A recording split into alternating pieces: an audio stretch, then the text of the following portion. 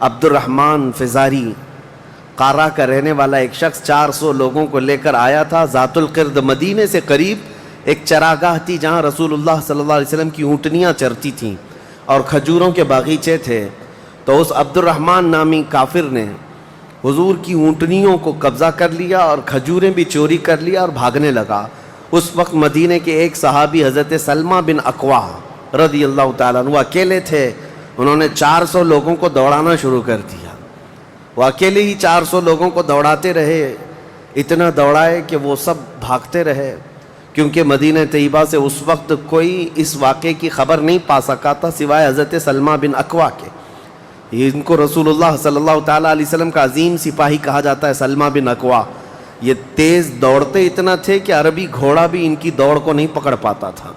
اب یہ جب ان 400 لوگوں کو بھگاتے رہے اور اپنی تیروں سے ان کو نشانہ بناتے رہے، حیرت کی بات ہے جب بھی میں واقعہ پڑھتا ہوں حدیثوں میں موجود ہے کہ 400 لوگ ایک آدمی سے ڈر کر بھاگ بھی رہے ہیں اور بھاگتے جا رہے ہیں اور یہ ان کو بھگاتے جا رہے ہیں۔ پہاڑیاں آ گئیں تو عبد الرحمن قارہ کا رہنے والا شخص پلٹ کر کے پوچھتا ہے، اے شخص تو کیوں دوڑا رہا ہے، ہمیں کیوں بھگا رہا ہے، کیا چاہتا ہے؟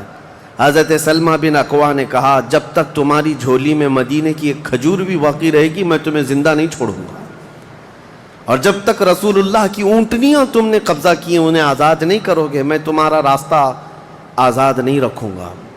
اور دوڑاتے رہے، کئی لوگ اس میں سے گھوڑے سے گر جاتے تھے، ان کی گردن پر یہ صرف پیر رکھتے وہ وہیں ٹھنڈا ہو جاتا، یہاں تک کہ وہ پہاڑیوں کے اوپر چڑھ گئے۔ عبد الرحمن نے اپنے ساتھیوں سے کہا کہ لوگوں ان کی ساری کھجوریں پھینک دو، جتنی چادریں ہیں بچھا دو اور جتنی اونٹنیاں ہیں انہیں چھوڑ دو، ورنہ یہ ہم میں سے کسی کو بھی زندہ نہیں چھوڑے گا۔